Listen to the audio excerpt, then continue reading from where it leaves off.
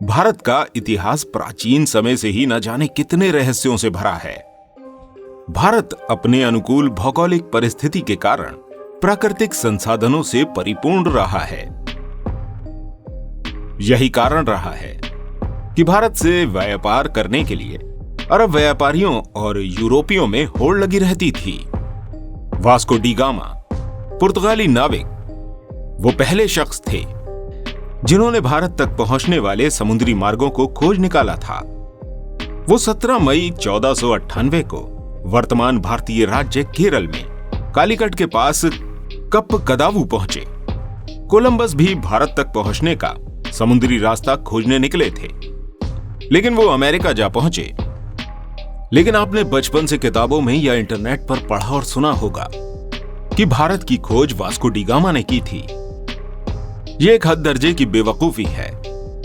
सत्य यह है कि वास्को डी गामा ने यूरोप को पहली बार भारत तक पहुंचने का समुद्री रास्ता दिखाया था। आप सोचते होंगे कि भारत का इतिहास तो करोड़ों साल पुराना है, जो अपनी समृद्ध सभ्यता और सांस्कृतिक विविधताएं समेटे हुए है।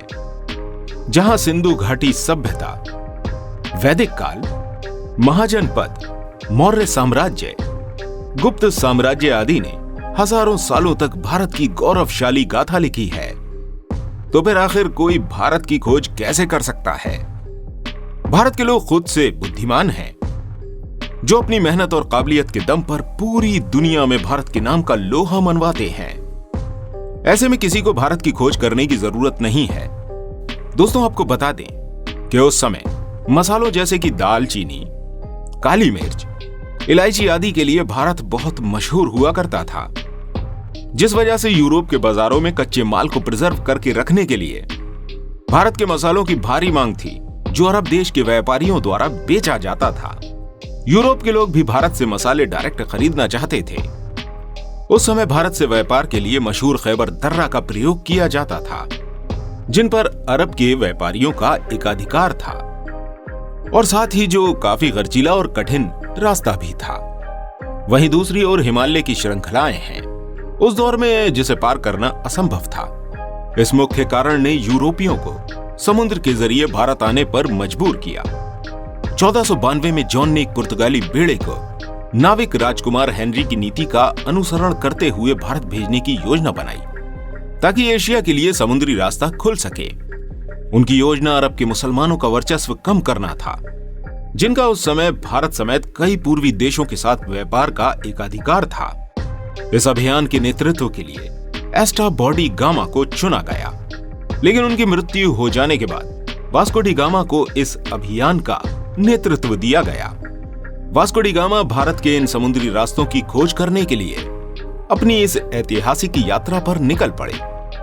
8 जुलाई 1497 को वास्को डी गामा अपने साथियों के साथ पुर्तगाल के लिस्बन शहर से भारत तक पहुंचने वाले समुद्री रास्तों की खोज में निकल पड़े। इनके इस सफर के लिए 4 जहाजी बेड़े में लगभग 170 लोगों का दल था। 200 टन वजनी साउ ग्रेबियल नामक सबसे बड़े जहाज पर वो खुद सवार हुआ। वो लोग अपने साथ पत्थर के स्तंभ लेकर आया करते थे, जिसको वो लोग अपनी यात्रा के महत्वपूर्ण पड़ाव पर स्थापित कर दिया करते थे, ताकि वापसी का रास्ता आसानी से प्राप्त हो सके। कुछ हफ्तों के बाद वास्को डी गामा अफ्रीका के अंतिम छोर कैप ऑफ गुड होम नामक स्थान पर सबसे पहले पहुंचे। यह इनकी भारत तक पहुंचने की पहली सफलता थी, जिसके बाद वह अफ्रीका के मोसाम्बा नामक एक राज्य में आया, जहां के राजा ने उनकी मदद की और उन्हें एक अरबी नाविक दिया, जो भारत पहुंचने का रास्ता जानता था। वास्को डी गामा अफ्रीकी महाद्वीप का चक्कर लगाकर केरल राज्य के भारतीय बंदरगाह कालीकट तक पहुंचे। आखिरकार करीब 10 महीनों के सफर के बाद 20 मई 1498 वो तारीख थी जब वास्को डी गामा भारत में कालीकट के बंदरगाह पर पहुंच गए। भारत पहुंचने के बाद वास्को डी गामा ने स्थानीय राज्य के राजा के साथ एक व्यापारिक समझौता किया। उन्होंने कई तरह के मसाले खरीदे। वे कई महीने बाद जब भारत से पुर्तगाल लौटे, तो लौटते समय समुद्री तूफान से उनके जहाजी बेड़े को काफी नुकसान पहुंचा और उनके यात्री दल के कई सहयोगी मारे गए। जब वे पुर्तगाल लौटे तो वहां उनका भव्य स्वागत हुआ और वहां के शासक द्वारा उन्हें काफी उपहार मिले।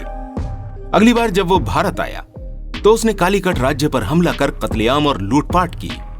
वास्को डी गामा ने वास्तव में यूरोप के शासकों, व्यापारियों और लुटेरों के लिए एक समुद्री मार्ग दिखा दिया, जिसके बाद ही यूरोप के कई व्यापारी और राज्यों के लिए भारत पर कब्जा जमाने की समय समय पर कोशिश होती रही। साथ ही यूरोपियों ने भारत के केरल सहित कई राज्यों के लोगों का धर्म बदलने का सिलसिला भी शुरू कर दिया, जो आज तक जारी है। पुर्तगालियों के दिखाए रास्ते पर अंग्रेज, डच, फ्रांसीसी सहित कई यूरोपियन भी आने लगे। भारत की खोज से विदेशी हुकूमत की गुलामी तक। आखिरकार 1615 ईस्वी में यह क्षेत्र ब्रिटिश शासन के अधीन आ गया। उसके बाद 1698 ईस्वी में यहां फ्रांसीसी उपनिवेशक बसे। फ्रांस और ब्रिटेन के बीच वर्चस्व की लड़ाई से इस क्षेत्र की सत्ता बदलती रही। 1503 में वास्को के पुर्तगाल लौटने के 20 वर्ष वहां रहने के बाद वो एक बार फिर भारत आए। वास्को डी गामा की मृत्यु 24 मई 1524 को हुई थी। लिस्बन में वास्को के नाम पर एक स्मारक है। यह वही जगह है जहां से वास्को ने भारत की यात्रा शुरू की थी। दोस्तों, ये बात कहना भी कि भारत की खोज किसने की, महज एक हद दर्जे का बेतुका सवाल है। भारत कोई गुमनाम देश नहीं है जिसे खोजा जाए। जहां वैदिक काल, महाजनपद, मौर्य साम्राज्य, गुप्त साम्राज्य जैसे साम्राज्यों का हजारों सालों का गौरवशाली इतिहास रहा है। इस देश का इतिहास हजारों या लाखों नहीं बल्कि करोड़ों साल पुराना है। वैसे आप लोगों को क्या लगता है, भारत की खोज कहना सही है या गलत? क्या भारत के समुद्री मार्ग की खोज से भारत विदेशी हुकूमत का गुलाम हो गया था? अपने व्यू हमें कमेंट सेक्शन में बताएं। यदि आप इस चैनल पर पहली बार आए हैं और वीडियो अच्छी लगी हो तो इस चैनल पर हमारे बाकी वीडियोस जरूर देखें और चैनल को सब्सक्राइब कर हमारा सपोर्ट जरूर कीजिए। साथ ही सब्सक्राइब कर नोटिफिकेशन आइकॉन को जरूर दबाएं। मिलते हैं अगली वीडियो में। नमस्कार।